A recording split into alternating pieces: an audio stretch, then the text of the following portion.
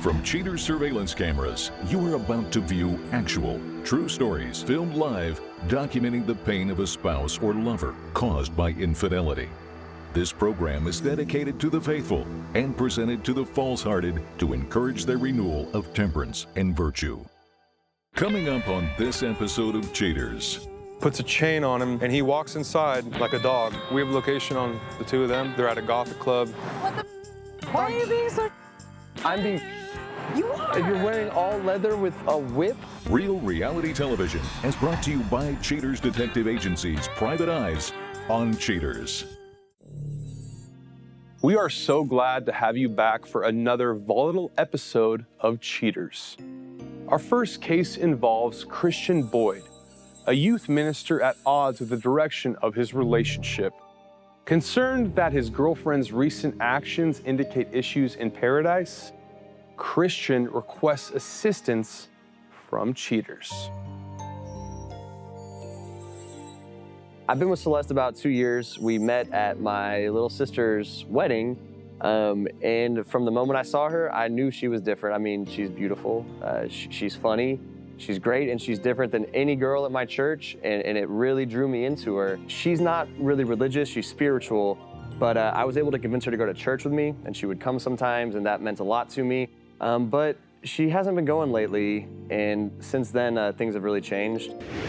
Celeste, age 30, a waitress suspected of serving up a hot dish to someone else. Briefed by Christian on the details of the case, Cheaters begins the job with a stakeout of the suspect's residence. Sometime later, Cheaters investigators are stunned by the scene that erupts on the sidewalk. Celeste bursts out of the building and forces the unknown male onto his knees. She places a leash and collar on the man. With these, the suspect leads her pet into the building. She would check in with me multiple times a day, tell me what's going on. We'd be talking all day, at least one phone call a day. So she's always been kind of secretive about her apartment. You know, there's this room that she doesn't really let me go into. Anytime I ask her about it, she just kind of BS's me and deflects. When she went to the store, I actually went into the room. I got curious, and inside was all these like sex toys and leather harnesses and things, and I don't know what any of this stuff is for. It took me by surprise. It shocked me because if it is just her thing, that's okay, talk to me about it. But I don't know who she's using it with or if she's using it at all, you know? Knowing they have the beginnings of a trail, Cheaters detectives stick to the building. Sometime later, the unknown man exits the building shirtless. I mean, if she is cheating on me, I want to say I'd be able to forgive her. I mean, only God can judge. You know, Jesus forgives all of us. Hopefully I can find it within my heart, but I really don't know. You know, if I see her with somebody else, I don't know how I'll react. I can't do this anymore. I can't do the lies. I just want her to be honest with me and tell me what's going on. Only time will tell, man. We'll see what we find.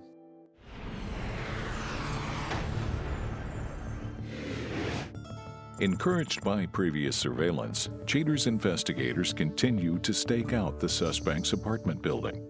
After some time, scrutators spy suspect Celeste, clad in all leather, as she leaves her building and gets into a waiting car. Private eyes follow the vehicle as the suspect and her driver travel through downtown to the Arts District.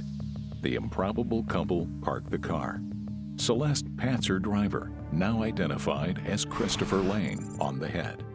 The alleged dominant escorts her sub to a specialty shop. Sometime later, the dom and her sub reappear. The boy toy sports a leather bondage harness. Mistress Celeste cracks her whip. She grabs Lane when he becomes too independent and moves too far ahead. Lane opens the car door. Celeste hands him the whip. The suspect gets into the car. Lane dutifully closes the door. He climbs into the driver's seat. Followed closely by the Cheaters team, the vehicle travels back to the suspect's residence. Celeste gets out, says her goodbyes, grandly shuts the car door, and walks away, ending this day of surveillance. Cheaters agents stick to the stakeout. After some time, the suspect makes her appearance and enters Lane's waiting vehicle. The cheaters team follows discreetly. Lane and his mistress travel downtown again to the arts district.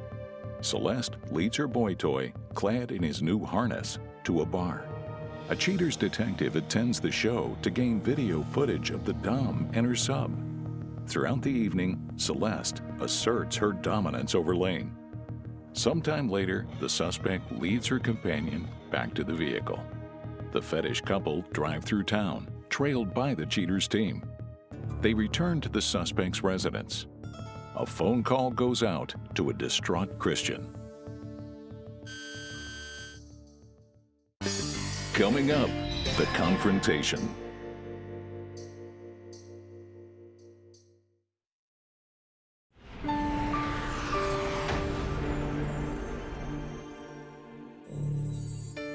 Now that the suspect has confirmed Christian's fears, Cheaters puts a call out to the anxious young man. Terrified of hearing dour news, Christian nevertheless decides to attend the Cheaters report.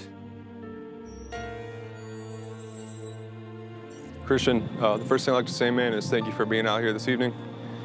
Just to get right into things, are you ready to see the evidence we've come up with in our surveillance? I mean, now's as good a time as any. All right, my man. Christian, we begin our investigation outside of Celeste's residence. A few moments pass, and we see this gentleman, black shirt. Celeste comes out, throws something on the ground, demands him to pick it up. As he gets on his knees with his hands up, places palms on the floor, she shoves him down to the ground, dressed in a dominatrix outfit, puts a chain on him and a collar, and he walks inside like a dog. That is your lady, right? Yeah, that's her. He walks out, comes out with no shirt on and a collar around his neck. Just seeing this first day, what's going through your mind right now? I'm trying to figure it out. I don't understand what this even is, or how she could do this, what she's doing. I don't get it, man. I don't. Moving on, Christian. In this day, we are outside of Celeste's residence. Sometime later, she emerges, dressed in all leather clothing, with a 9-foot-long bullwhip in her hands. Gets into that waiting vehicle, unknown driver, and they arrive downtown, they park. It's a gentleman from the previous day of our surveillance. She gets out with that bullwhip, she pets him on the head, just like you would do to a dog. And during this time, she receives a phone call. Christian, what you're about to hear is the audio from that conversation. Tell me if you remember this, okay? Okay. Hello? Hello? Hey, baby, what's up? Hey, how's it going? Hey, What are you up to? get the down. Sorry, what did you say? Just Get your seeing what you're up to. I'm just at Who are you work. talking to? Oh, nobody. I'm just like talking to my boss. They wanted me to take their dog for a walk. I'm just thinking about cooking dinner tonight, seeing if you want to come over. Oh, that's so sweet. Well, I'll see you when I get home, I guess. Okay, yeah, just give me a call. Okay. All right, bye, honey. You remember that? Yeah, I remember the call. She didn't say anything about sitting a dude down like a man bench. No. After that phone call, Christian, she hangs up. They walk into this novelty store. When they walk out, this gentleman is wearing an S&M full leather chest harness with the steel loops and everything. He's got a collar on. Escorts her to the vehicle. He gets in the driver's side, return to her residence. That's when we see Celeste just get out of the vehicle, slams the door, walks inside. I know she wasn't religious before she met me, but that's extreme. Like, that's not. Dude, that's more than extreme. It's not normal. We have a location on the two of them. They are together. They're at a Gothic club. Ironically enough, it's called The Church. We get on the road right now. We can confront them in person. Are you ready, Christian? It's now or never. Right there. Put the hat on. I told you if you wanted to. Who is he? Give him my mouse back. What is this, dude? Like, what are you wearing? This is my client. Your client? Yeah, Like, my client. oh my God! I Why thought are you being so? I told you you could come out if you wanted. I'm being. You are. And you're wearing all leather with a whip and whatever this is. Who is this guy? This is a lifestyle. This is like what I do. Coming up, the conclusion.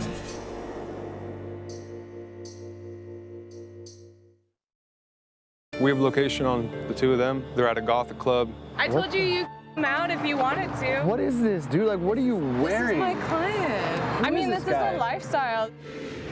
How come you look so afraid? Do you know what's going on here? Is this a part of your thing? Christian, We've been together for 2 years. You love me, but you can't be honest with me. Like, but you're like not into what I'm into. Celeste, can I talk to you for a minute? So Sure. why wouldn't, do you even know what's going on right now? Do you know why we're here? I guess maybe he's upset. I don't know what that's about. Have you had sexual intercourse with this gentleman next to you? No. So she charges you for this? Yeah, all of this has been around money. I had imagined we were kind of going in a more substantial direction. I met him at the last fetish ball, and you know, like, I'm into this, he's into this, like. So why doesn't he know about any of this if you guys have been together for this long? I have been telling you about it. Do you realize what's going on right now? you love At me. all? This is not. I do this love is not you. what love is. I do love like, you. So he's paying you for I mean, what? I don't understand. You So just don't enjoy the type of intimacy that I talk to you for a like, minute, man? and that's a Get your little side of the story. different. It's okay. it's it's not all okay right. if you're not gonna be honest with me and Well, open. you're waiting till marriage, you know? Like, what the hell am I supposed to do? Yeah, I'm waiting for marriage because this is special. I had been under the assumption that more money I contribute would lead to further parts of our relationship. I had no idea that she was in a relationship already. I've just been a good boy. I could see that. She obviously treats you. I mean, you like women to treat you like this. I can understand that, man. If that's what you like to do, that's cool, but As far as I know, she was the only one doing this to me. I didn't know that there was a relationship involved. This is the weirdest stuff I've ever seen in my life. You got a dog mask? Well, What do you is he wanna- wearing? Maybe you could be my dog sometime. all I'm trying to figure out is I'm just trying to get your side of the story because his side of the story is they've been together for almost 2 years. Had no idea that there was another man involved. Everything has been outside of my contract with her. Everything is new to me. Like, is there anybody else? Is this? There are others. I mean, it's my job. I have a lot of people that I work How many with. people? There's a few. You know, maybe you want to be in on this, maybe you don't. But I don't think I want any part of what that is. like, this is stupid as You can't just leave until we figure this out. I think you obviously should tell this man the truth. If you want to be with him, great. If not, stop wasting his time. Ultimately, man, this is up to you. I understand we're on planet Earth right now, and this is real life. I don't know what planet they're on. I mean, he seems pretty coherent. I don't know. How about you take this whip, and how about you? Dude, I don't want to touch. I don't know where that's been. I'll put him in his place, but not with the whip, dude. Like, I'll take. No, this Bro. is some bullshit. Like, I'm not. You got a harness. Go back. Nah. Is this honestly what you want, Celeste? I know at one point in time you had a relationship with this gentleman right here. I mean, I want attention, but I don't want this kind of attention. This is ridiculous. So why not just be honest with him in the first place? You're tempting me right now, dude. You're tempting me, dude.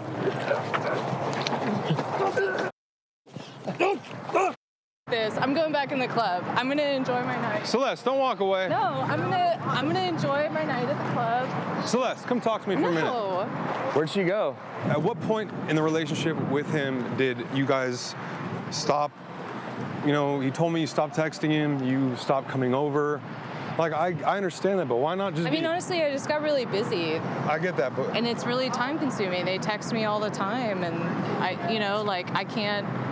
can't be keeping up with like a boyfriend when I'm supposed to like be keeping a lot of people happy. so why don't you tell your boyfriend that instead Just of tell me what you want, you know, man. Like, keep doing Keep me this. away. Like, I don't.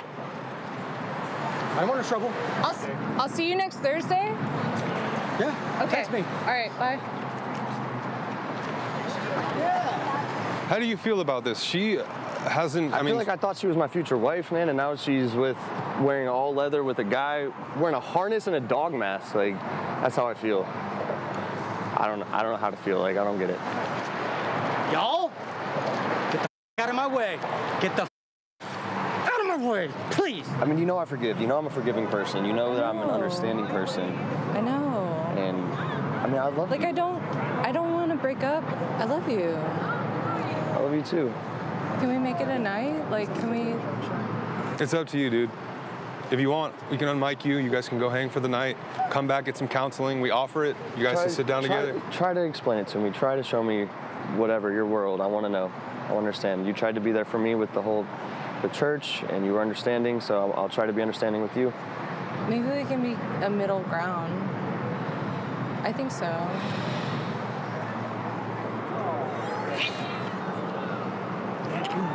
Give him some space, you guys.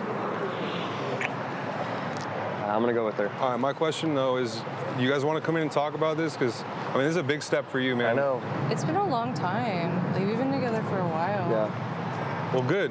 Stay together and be open to each other's obvious, fantasies. You are open to his faith.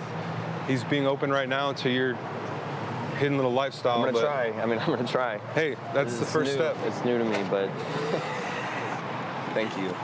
Listen, in the future, if you have something to tell this man, will you tell him?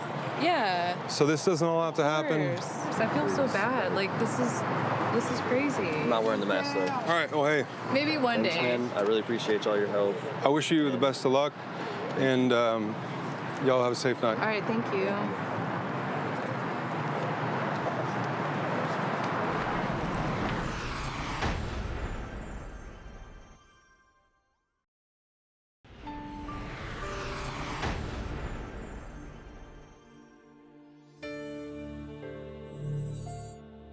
Despite the shock of the confrontation, Christian determines he needs to search his soul before any action happens. Later, Cheaters presents his plans. But next, Mike Jones, a previous suspect, details the night he was caught in his clubhouse by Cheaters. On the night of the confrontation, it really surprised me. We were having our typical club meeting, so once a week thing. Had some beers and some burgers on the grill whenever the vans pulled up. And lights, I almost knew immediately what it was, but something inside me wanted to play it off. Still, I knew that it was my time to stand up and take responsibility for some of my actions. Are you serious? Hey, what the? Babe, babe. Oh, babe. Whoa. Mike! Get out of here! Whenever I made the choice to cheat on Stephanie, she had been in jail for 4 months. And not that that makes it okay. I used the classic cop-out that I'm a man and had needs to meet, but I had met Brittany and we talked a little bit, and I threw the idea around in my head for probably a month or so before making any moves with her. And I really intended it to just be a one-time thing and everybody get what they wanted out of it and no hurt feelings, but obviously that's not the way that it ended. You can't trust you no more. You can leave. I can't. She can leave. We can get on. I can leave. Right. Leave, you piece of. Yeah, I can leave. Why don't you leave? Yeah, why don't I leave this? All y'all in my mother clubhouse. Hey, come on. I do feel like I learned a lot out of the situation, and after the confrontation, I felt like it was best for me to really just remove myself. Took some time with me and my bike on the road, but I also felt like I really needed to take responsibility for some of my actions and at least offer up a sincere apology to both ladies. I gave it a week or so and made some phone calls. Unfortunately, I couldn't get an answer from either one, and I took that as answer enough, and felt like at that point, the best thing, really the only thing for me to do is just to separate myself, really just twist a grip, catch some air in my hair, and see something new.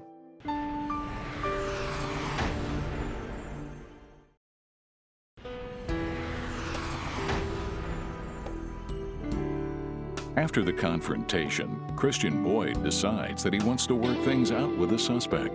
Christian states to Cheaters producers, "This kind of life is definitely not for me. However, as long as there is no funny stuff going on behind my back, then I'm open to Celeste exploring." Christian and the suspect continue to see each other. As for her part in the situation, the suspect, Celeste, explains to Cheaters, "I really wanted Christian to explore this lifestyle with me. He understands I never cheated on him, and I'd rather be upfront and honest anyway. the suspect no longer sees her subservient companion. When questioned by cheaters, the suspect's companion, Christopher Lane, admitted that he and the suspect no longer have their relationship.